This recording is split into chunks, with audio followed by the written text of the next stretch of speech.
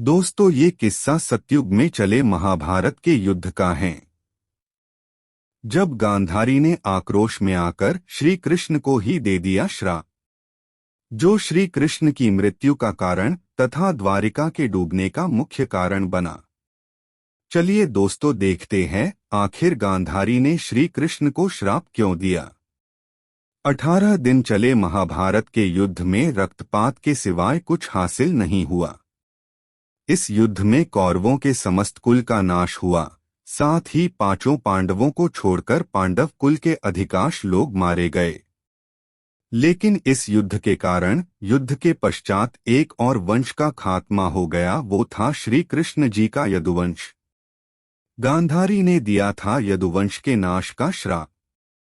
महाभारत युद्ध की समाप्ति के बाद जब युधिष्ठिर का राजतिलक हो रहा था, तब कौरवों की माता गांधारी ने महाभारत युद्ध के लिए श्री कृष्ण को दोषी ठहराते हुए श्राप दिया कि जिस प्रकार कौरवों के वंश का नाश हुआ है, ठीक उसी प्रकार यदुवंश का भी नाश होगा।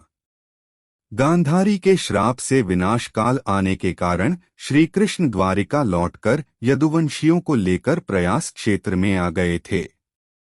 यदुवंशी अपने साथ अन्न भंडार भी ले आए थे। कृष्ण ने ब्राह्मणों को अन्नदान देकर यदुवंशियों को मृत्यु का इंतजार करने का आदेश दिया था।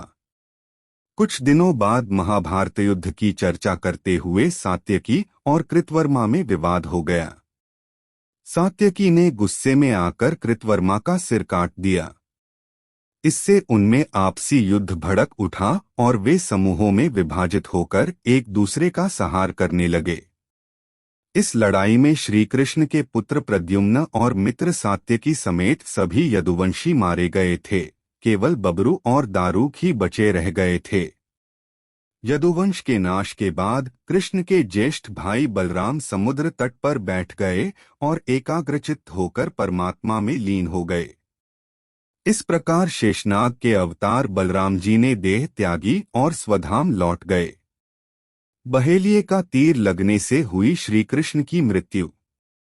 बलराम जी के देह त्यागने के बाद जब एक दिन श्री कृष्ण जी पीपल के नीचे ध्यान की मुद्रा में बैठे हुए थे, तब उस क्षेत्र में एक जरा नाम का बहेलिया आया हुआ था। जरा एक शिकारी था और वह हिरण का शिकार करना चाहता था। जरा को दूर से हिरण के मुख के समान श्री कृष्ण का तलवा दिखाई दिया। बहेलिये ने बिना कोई विचार किए वहीं से एक तीर छोड़ दिया, जो कि श्री कृष्ण के तलवे में जाकर लगा। जब वह पास गया तो उसने देखा कि श्री कृष्ण के पैरों में उसने तीर मार दिया है। इसके बाद उसे बहुत पश्चाताप हुआ और वह क्षमायाचना करने लगा। तब श्री कृष्ण ने बहेलिये से कहा कि जरा तू डर मत, तूने मेरे मन का काम किया है। अब तू मेरी आज्ञा से स्वर्गलोक प्राप्त करेगा। बहेलिये के जाने के बाद वहां श्री कृष्ण का सारथी दारुक पहुंच गया। दारुक को देखकर श्री कृष्ण ने कहा कि वह द्वारिका जाकर सभी को यह बताए कि पूरा यदुवंश नष्ट हो चुका है और बलराम के साथ कृष्ण भी स्वधाम लौट चुके हैं। अत सभी लोग द्वारिका छोड़ दो, क्योंकि यह नगरी अब जलमग्न होने वाली है। मेरी माता, पिता और सभी प्रियजन इंद्रप्रस्थ को चले जाएं। यह संदेश लेकर दारुक वहां से चला गया। इसके बाद उस क्षेत्र में सभी देवता और स्वर्ग की अप्सराएं, यक्ष, किन्नर, गंधर्व आदि आए और उन्होंने श्री कृष्ण की आराधना की। आराधना के बाद श्री कृष्ण ने अपने नेत्र बंद कर लिए और वे सशरीर ही अपने धाम को लौट गए। श्रीमद् भागवत के अनुसार जब श्री कृष्ण और बलराम के स्वधाम गमन की सूचना इनके प्रियजनों तक पहुंची तो उन्होंने भी इस दुख से प्राण त्याग दिए।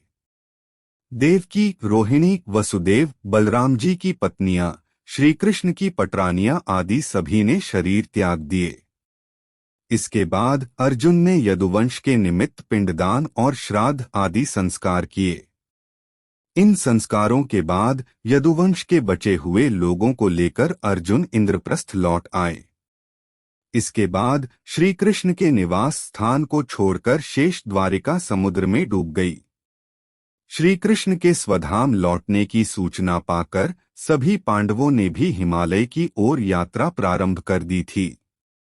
इसी यात्रा में ही एक एक करके पांडव भी शरीर का त्याग करते गए। अंत में युधिष्ठिर सशरीर स्वर्ग पहुंचे थे। वानर राज बाली ही था जरा बहेलिया। संत लोग यह भी कहते हैं कि प्रभु ने त्रेता में राम के रूप में अवतार लेकर बाली को छुपकर तीर मारा था। कृष्णावतार के समय भगवान ने उसी बाली को जरा नामक बहेलिया बनाया और अपने लिए वैसी ही मृत्यु चुनी जैसी बाली को दी थी। दोस्तों, इस कथा में अगर आपको कुछ भी मेरी तरफ से असहज लगा हो या किसी की भावनाओं को ठेस पहुंची हो तो माफ करे। और अगर कहानी अच्छी लगी हो तो हमारे साथ बने रहिए और भी ऐसी ही कहानियों के लिए चैनल को सब्सक्राइब करना ना भूले। धन्यवाद।